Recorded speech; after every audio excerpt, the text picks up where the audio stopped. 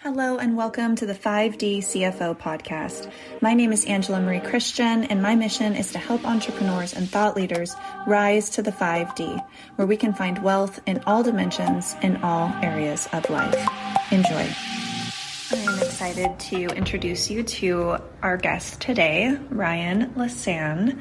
I had such a wonderful conversation with her. She is a mother, a coach, and it was fun also just talking about mindset and energetics, because all of that plays such a huge piece in our lives, but definitely our businesses as well.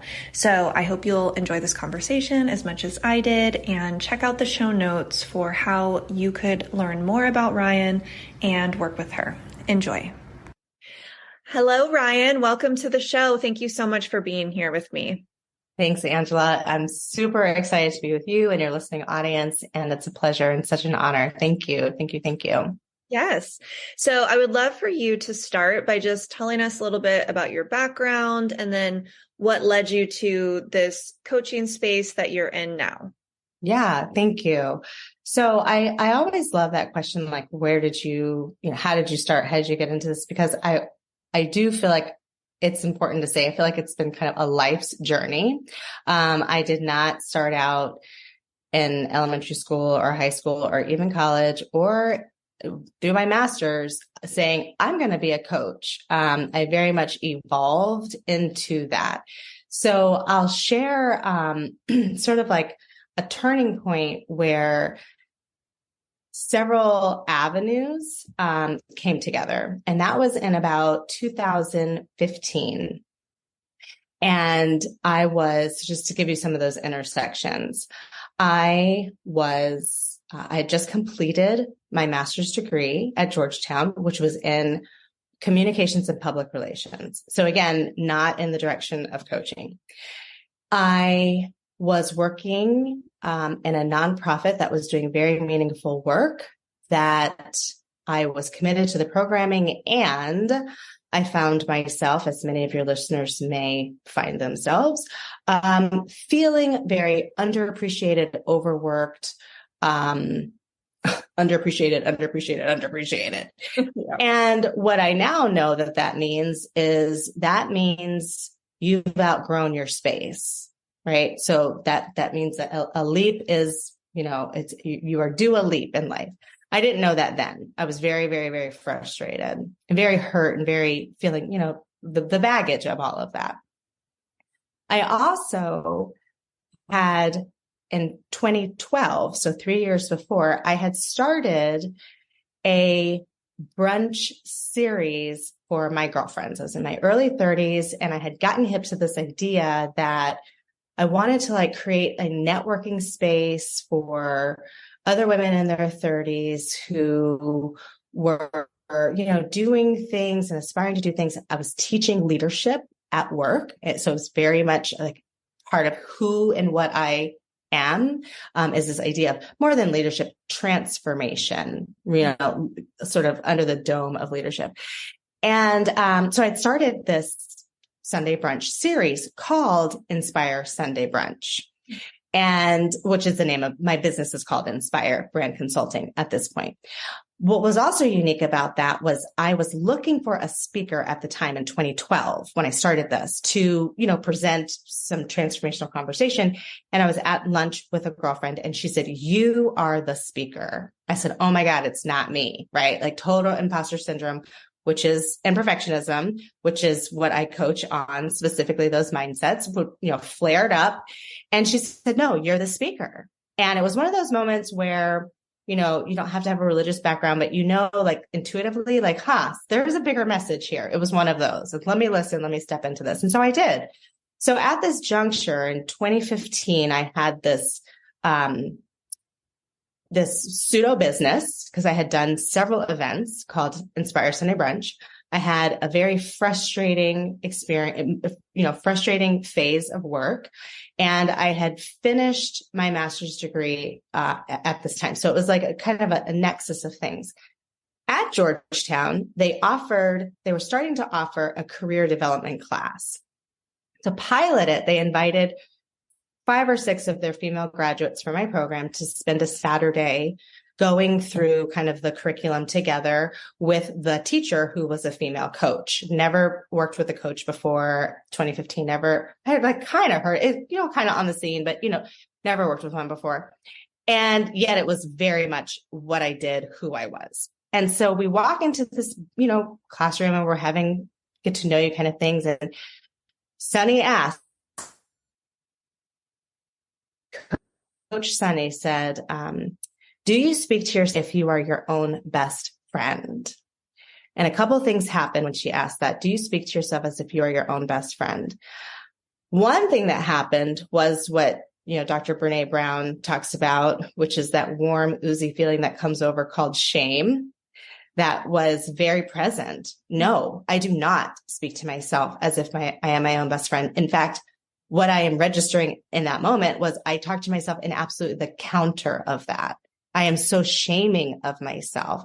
And yet I present outwardly as a very positive, optimistic, love and light person. So my nervous system felt the divergent of those two beliefs, right? Like I hold the space for other people to be love and light and I hold that for them. And yet I do not hold that for myself. And that was really, really triggering. The other thing that happened in that same moment was this recognition of, oh my God, this is my life's purpose, is to figure this out for myself and for those that I, quote unquote, serve. And at that time I would say quote unquote, because I didn't even think that I served Inspire Brand Consulting. I didn't even understand what my service was at that time, but I knew it was my purpose. And that was really how I got into coaching. From that moment, Inspire shifted from a casual Sunday brunch series, which I had LLC'd due to my frustration at work. I had LLC'd the business that fall, but it was intended to be a communications consulting business that then turned into an image consulting business that very quickly became, I work with people in their transformation, their mindset. Like that's my jam. And so that's like phase one. Phase one is bridged into, I went back to Georgetown. I have a certificate in transformational leadership development. That is who and what I do. I'm ICF internationally coach certified. All of those wonderful things were the bridge into a coaching business. Aha. Now put that book away. Next book is becoming an entrepreneur. Oh my gosh. Talk about hit the wall, slid down emotionally into the mire of imposter syndrome, perfectionism, and what I have coined over the years, which is called distractionism, which is very clearly unmanaged, undiagnosed ADHD. I was plagued by this trifecta coming into a business because now I was asking myself to charge people for my quote unquote worth. Oh my God, Angela, every single insecurity, every single fear it was like the Band-Aid was ripped off, but whoa, the sore that was under that Band-Aid didn't even, Band-Aid or no Band-Aid, the sore was blistering. And so here I was, a person like many people in your audience who was very good, even though the craft was new, which was a whole nother learning hurdle, coaching. I was good at my craft. I knew it. I knew it was my passion.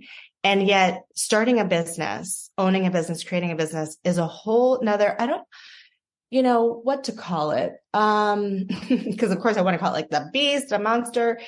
It's a whole nother,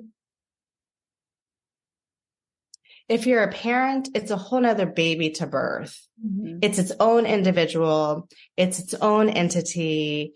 It needs the care of a baby. You can't rush the development. It has all the stages. You've got to learn all the various parts of parenting. And in business, there are some parts. Now, I'm happy to talk about what I've learned from that perspective too. And all of that really exacerbated my own mindset, right? So I was holding both. I'm starting a business and it's a coaching business. So there was a lot of duality in my mind of noticing my fear, handling my fear as a coach. So that's kind of the 1, 2, 3 of how I got into where I am. Mm-hmm. Wow. Yeah, that's really powerful. And so you've been doing this for a long time now at this point. It has been. Yeah, it has been a long time. Right. I love it. I continue to find that I grow both as a coach and as an entrepreneur, and they're both two different things I am continuing to learn. And they both continue to stay fascinating, and the work is so powerful and so meaningful. Um, to see people really have aha moments about who they are when they can recognize, oh my gosh, this belief, I didn't even know it was there. And yet it was so present and so pervasive. And now I at least have a handle on the belief, and I can, with this awareness, really work to create a new belief and shift that out. And it's a very scientific process as well as a very mystical process. And I love that combination too, the science, the hardcore neurobiological science that quite frankly is catching up to the mysticism, and vice versa. So it's awesome. Yeah. I love that. And so, as I mentioned to you, most of my listeners are entrepreneurs or aspiring entrepreneurs. And I'd love to talk about some of those things that you mentioned that are really holding them back, like imposter syndrome, perfectionism, and distraction. So what would you say is like the biggest impact of these blockers? Fear. It's fear. And what I mean by fear is false evidence appearing real, FEAR, false evidence appearing real. And it sounds so slight, but I'm listening to, for instance, Joanna Gaines of Fixer Upper. I'm listening to her book. And at the beginning of her book, she does a beautiful job talking about her own insecurities and her own imposter syndrome. She doesn't use that word, but she really talks about perfectionism. And she does talk about the word insecurity. And so it's this idea that we all have these beliefs, and most of them let me start. We all have beliefs. Beliefs are benign. Beliefs are habits of thinking. That's all they are. They are not facts. To us, they are facts, and they're facts that we don't question. And many of these beliefs, quite frankly, most of them are learned in childhood. Mm-hmm. And what we've got to get really compassionate around is that we were raised by human beings, right? I'm raising a human being, and she's being raised by a human being. And oh my gosh, you know what mommy does? Mommy rushes her. And she tells me, you're rushing me. So at 5 years old, my daughter is, whether I like it or not, she is developing beliefs about time. She's developing beliefs about her concept of who she is within time. What does it mean for mommy to be rushed? What is my energy? What's my attitude? How harsh am I? How kind am I? Who is she in that moment? And each of us have been children, and each of us have been indoctrinated in beliefs. Mm-hmm. So 30 years from now, she will have a relationship with time that I will have had a huge imprint on. Positive, negative, who knows? Verdict is still out. And yet it's a fact that will happen, right? And so we are walking around in these adult earth suits with the expectation that we know, we should, we better, shame on you if you don't. How come you haven't? You're already supposed to know. Beliefs about what we can and cannot do. And when we ask ourselves to go outside of the box of any kind of job, let alone corporate America, but any kind of job, Starbucks, anything, they tell you what to do. Here's your value. You're paid this. When you're asked, and when I say value, we got to even splice that apart, because our value is never quantified by money, right? In our society, we collapse the two, but that's a whole thing to actually splice out. The value of the skill that I am presenting at this one particular job is worth this money, but not me as a person. That's huge. Okay. 2, when we're talking now about entrepreneurship, we're stepping into crafting everything and stepping into our own value and our own self-worth and being paid for that. So we're like opening Pandora's box for things like imposter syndrome, perfectionism. So imposter syndrome being, this pervasive thought that, oh my God, they're going to find out that I don't belong here. I am a fraud, and I have to basically hold my breath and hide my light, hide my voice, because they're going to know I'm here, regardless of expertise, regardless of history, regardless of knocking it out the park 100,000 times.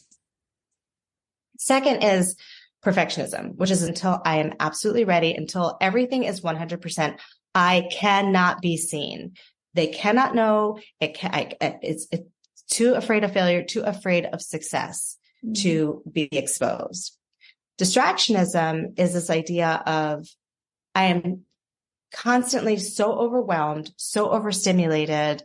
I cannot seem to prioritize one thing from the other. Everything is important all at the same time. That trifecta is one that I see a lot in high achieving women. And it's one that's, well ingrained in us. A lot of societal expectations, lay on motherhood on top of that, lay on partnerhood on top of that. I mean, it's a lot that we put on ourselves in our society. And so we are literally ripe for those three mindsets. And also what happens as you're an entrepreneur is, and I want to recommend this book for anyone who is in well-seasoned entrepreneur or not. And it is the book called The E-Myth Revisited by a gentleman named Michael Gerber. And he's a guru in small business. And this is what he trains, to sum it up really quickly. He says that most entrepreneurs, most small business owners really aren't like entrepreneurs in the way that they like go out and they purchase businesses and, this kind of thing. They are taking their craft. He says most of us have walked into our place of business one day. We are skilled at something, doctoring, baking, lawyering, coaching, whatevering. And we look around and we have an entrepreneurial seizure and we say, excuse my language, but damn it, like I'm smarter than these people here. I'm going to go do this myself. And we do. We start a business. And then very quickly we wake up and we realize that our boss is a crazy lunatic who doesn't know what she's doing outside of that one skill. Mm-hmm. And the boss is us. OMG. Okay. Nuts. So that again is an exacerbation of, or like an influx or a garage door opening to imposter syndrome, perfectionism, distractionism, right? Mm-hmm. Who am I to do social media? Who am I to charge people suddenly? Who am I to figure out this calendar system? Who am I to do marketing? I don't know how to do this. My mom told me all the things. Oh my gosh, we don't even know what we're thinking, right? It's just, it could go on and on and on about the examples. But now we're asking ourselves to do that as a business owner. You're asking yourself to do a fraction of your skill and a whole host of learning, which now again, learning is a trigger for imposter syndrome, perfectionism, because that's called growth. Oh my God, I should already know these things. I should already know how to do that. Look where everyone else is in the world. And so it gets very loopy. And if you're a solopreneur, you're by yourself. I mean, so there's just like layer upon layer of how, again, I encourage people to go into entrepreneurship because you can do it. And back to this book, there's 3 hats: technician hat, which is your doctoring, lawyering. You already know how to do that. Don't read any more books about it. Focus on hat number 2, managing. Get your management systems in place, all of your automation that you can do, accounts, registrations, all of the management. And third, spend time with your entrepreneurial hat.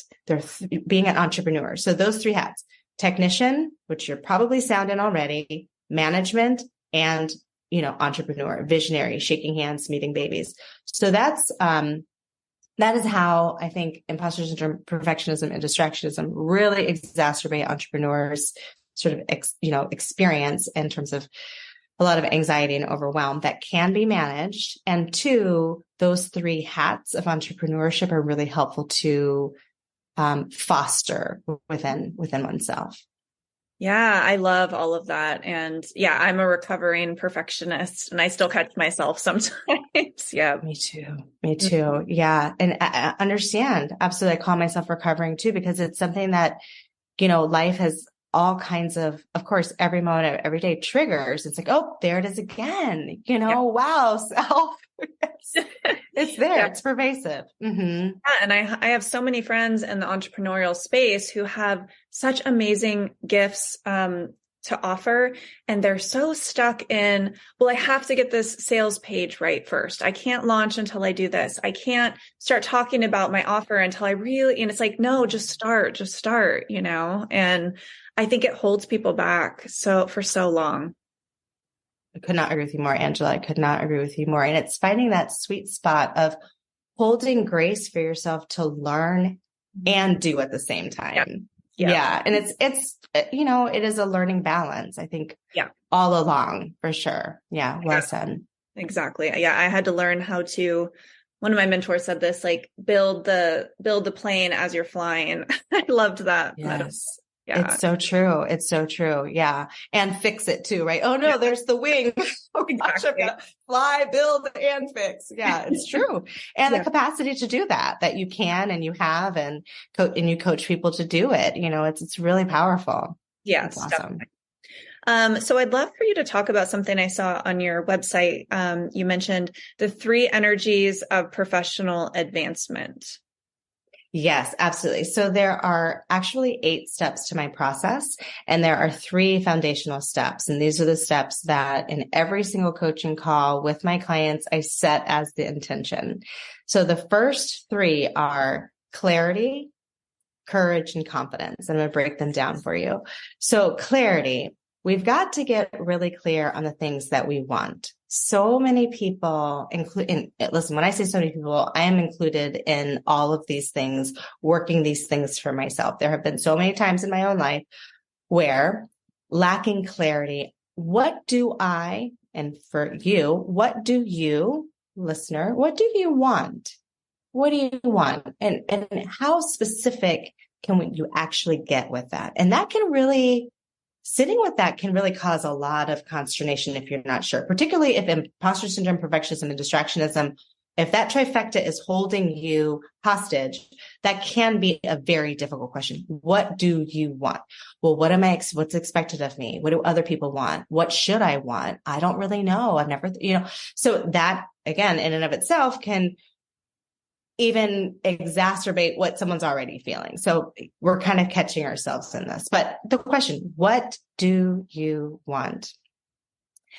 The second part of clarity is, what is false evidence appearing real telling you? What does fear say? We've got to get really clear on that, because we can only soar as high as our mindset will allow us. And if there are self-limiting beliefs, it's as high as you can go. That's it. We can only do what we believe.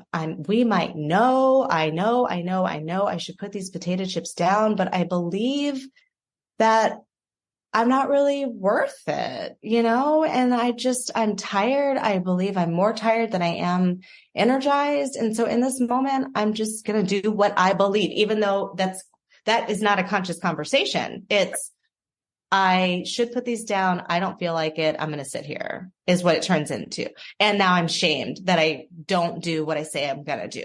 And that's a loop over and over and over again.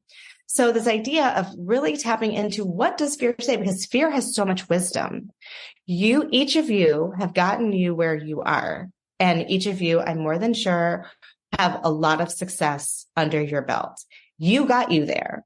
So begin to really trust that, 1, you can get where you want to go. And 2, the fearful questions that you're asking, that you can answer those questions, that they're there to be answered.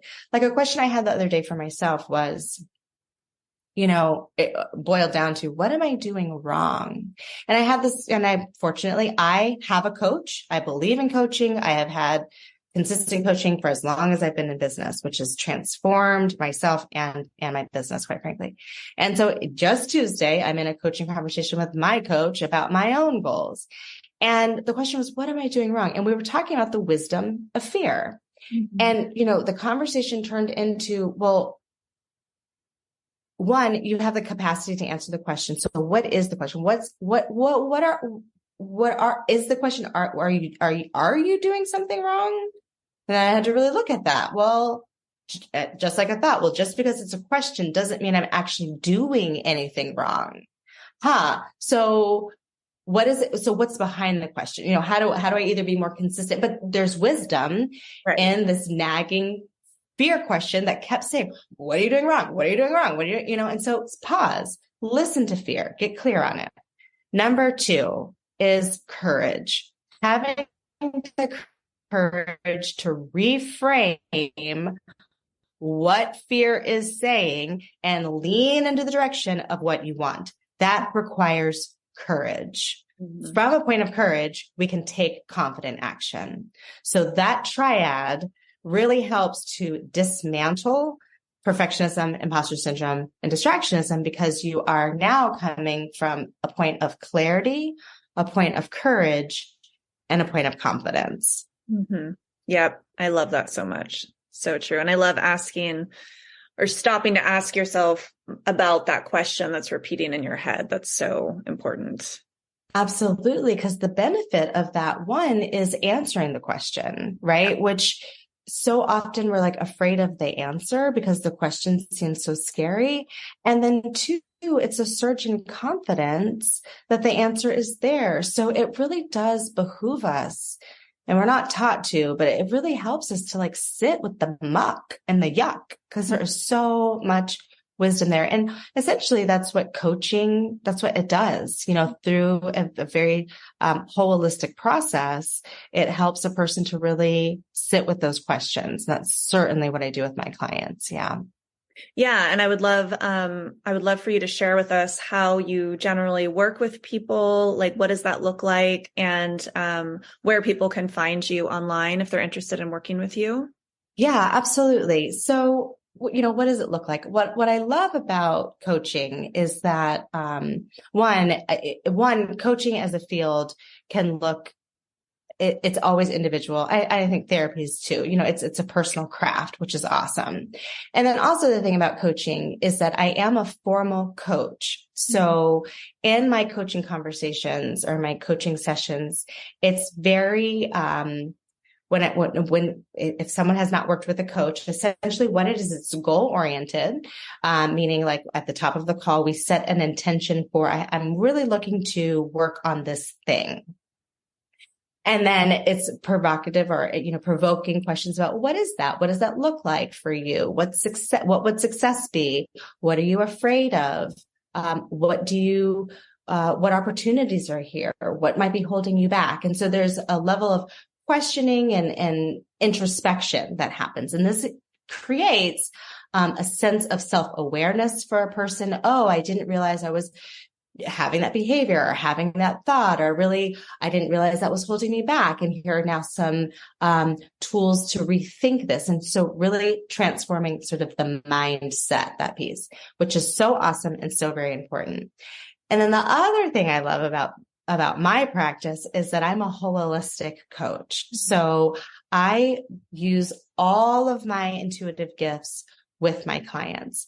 And many of my intuitive gifts are, one, the gift of intuition. So I am constantly reading their energy, reading my own energy, and having intuitive messages, which is different than advice. I'm not advising someone to do something. I am getting a download of like, oh, wait, here's like a block of information.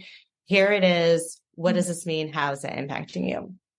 I also, within that energy space, am very attuned to chakra healing. So really looking at, like, for instance, I had a client call just today with an entrepreneur who, at the very end of all of what we're talking about, is enoughness. Am I enough? Am I enough for whatever the dream is?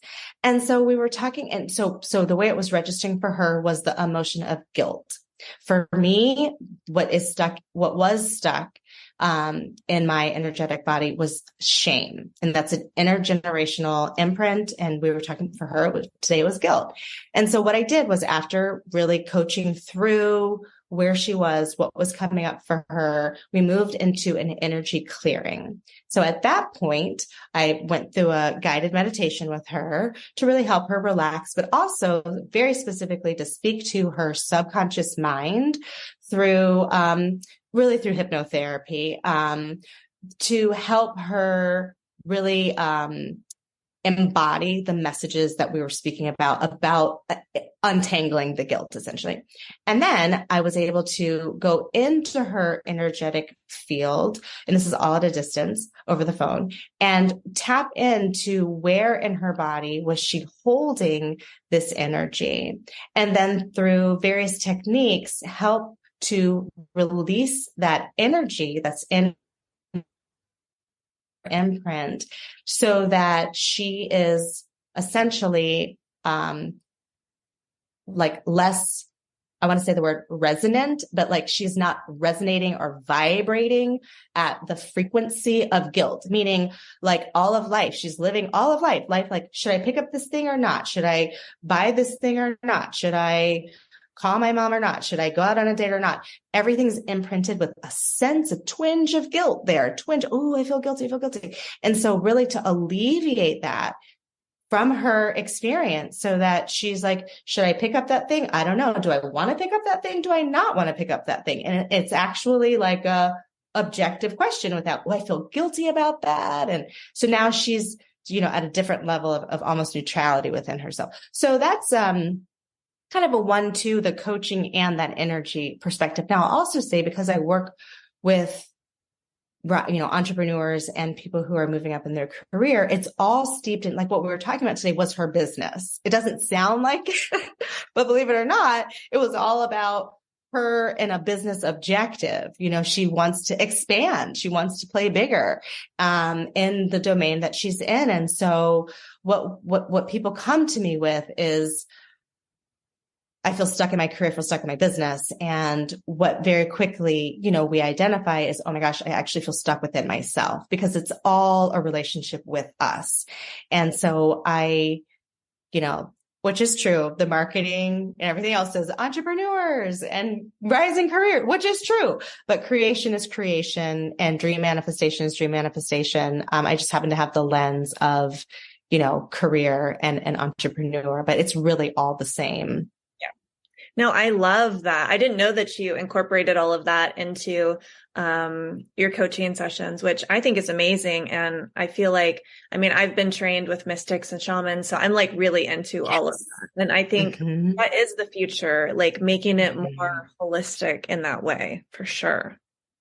Well, thank you for the affirmation, because that was that was a growth, honestly, for me. And I could talk eons about, for your listeners, each of you has a calling within you, whatever that is, to bake cupcakes, to bake pies. It doesn't matter. It's all the same. It's a calling. And it can be a journey to accepting your calling. At least when I started this, most mystics don't look like me, sound like me. People who look like me, sound like me are not talking mystic things most of the time. So I had to really come to a journey of like accepting this about myself, and accepting the truth of it. So I wanted to kind of put that plug in there too. Like, again, that imposter syndrome, there it is again, there it was again. And really, each of you just holding fast to your callings, because it is yours. Absolutely. Mm-hmm. Yeah. And to that point, it took me a long time. I've been in the finance world, startup, Silicon Valley, a lot of just 3D, but quietly, I was also training in all of the spiritual enlightenment for 7 years before I even had the idea, like these should actually be merged. So yeah, exactly. It feels like they should be kept separate, but really, I think the future is merging all of that. So agreed. Yeah. And again, affirmation, there's two people who are witnessing for you that it seemed, I love that, Angela, like you are one being and yet two separate almost lives, like a whole outside, like, and then quietly in the background. And we do that. I completely understand that. I was even in the coaching space, and quietly a mystic. And it's like even tapped into something that was within the same domain and not feeling comfortable. So, really, again, affirming for folks, like you do not have to live these polar lives. There is an intersection for all of you. Absolutely. I love that. Thanks for sharing that. Yeah, thank you. And so I know you mentioned one book. One of my questions was going to be, what are a few of your favorite like spiritual books or any kind of books that have helped you? Yes, absolutely. Okay. So absolutely from the business perspective, I would say the E-Myth Revisited is a big one. Also from a business perspective, I think Business Made Simple is really big, and tell you Story Brand, everything by Donald Miller, right? Donald Miller. Yeah. Thank you. There it is, Donald Miller. Yes. Oh, anything by him is okay. So I would say for business, those are some really, really good ones. I would say for mindset, a huge one has been The Big Leap by Gay Hendricks. That's huge because he talks really, really, really beautifully about upper limit mindsets, what upper limits us, and how to really overcome your upper limits. So awesome. Another one that was hugely impactful. I ran a book club for this specifically, so I could like go on and on. So I'm trying to be very specific. Is The Courage to Be Disliked. Is a really powerful book. It's written, and I am so sorry that I have not committed the two authors' names to memory. But it is based on Adlerian psychology, which was new to me. But Adlerian psychology is really this idea that like, you know, so much of what we choose to do is to avoid the vulnerability of being disliked, right? I'm going to mute my voice because what will people think? I'm going to do this because what will people think? And Adlerian psychology is this idea of, I want to call it individualism, but it's not, it's really interpersonal relationships. It's my relationship with everyone is based on my relationship with me. And if I am okay with me, it doesn't matter if somebody does or does not like me, and taking like that stance to the world. And that was really shifting. Wow. Very powerful one. Mystics wise, I think, Joe Dispenza's work is phenomenal. Wendy DeRosa is phenomenal. She's a mystic in like the chakra empath space. Really, really profound work. Louise Hay, I think, you know, just very classic how you talk to yourself. Oh my God, makes such a difference. Yeah, I think those are the ones that are downloading up front. Mm-hmm. Yeah, those are really good ones. Great. I love Dr. Joe Dispenza. Every night I spend an hour like watching I'm in one of his courses, and like, okay, I could just watch his stuff like all day. It's so amazing. So good. He's so good. Thank you for actually bringing him back into my world, because he is so good. Yeah, he is. Thank you for that affirmation. Yeah, that idea. Oh, and another big one from the neurobiological perspective is Bruce Lipton. So the biology, I'm also really into trauma. So your body keeps the score. Those kinds of things are really, you know, I mean, that's just profound work. Yeah, absolutely. Oh, I love it. We have so many intersections. It's so fun. Yeah. Joe Dispenza is powerful. That I'm could sit with that one for a while. Definitely. And then I always like to ask fellow mothers, because I'm a mother as well, how you, do you have any specific rituals you do in your day to kind of balance or keep yourself grounded? They change over time. My daughter's 5, so it has changed. I would, you know, really woke up very, very, very early for a while to have some time. It's now summer. She's in summer camp. I find myself like literally sleeping until the very last minute. That's actually now a ritual, quite honestly. That's a ritual. I think this is an area where actually I am finding myself. A couple of things have happened. We've moved several times. COVID really was not helpful at all. We were very, very isolated because we had just moved. My daughter's 5. I'm not around my very, very, very close girlfriends. So I have noticed that, my like je ne sais quoi, I have to like really tap into that right now. Like and thank you for that question, because it's like, outside of like, you know, trying to stay hydrated and those important things, right. It's like, what are those rituals? And they really, And I think as a healer, you know, as a person who's like in the space of healing, these are the things that can get really sidelined, like for real, you know, and they're important. My coach said the other day, self-care done by self is not necessarily self-care. Me painting my nails is not really self-care, you know, and getting your nails painted isn't necessarily self-care either. However, it is if that's giving you a sense of like ownership over yourself, and it is making you feel, you know, a sense of like ease. Mm-hmm. Is Yeah.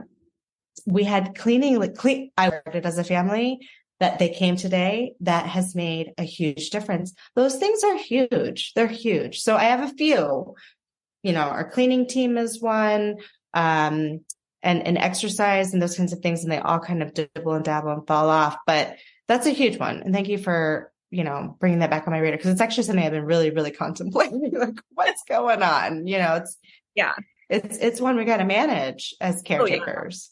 No, definitely. Mm-hmm. I feel the same. My son, he's the youngest, so he's 3.5. And I had been in a really good ritual where I would get up at 5 a.m. and do one of Joe Dispenza's 45-minute meditations, which, you know, it's a big chunk of time. But now his sleep schedule's changing a little bit, and I don't think I could manage getting up at 4 a.m. at the moment.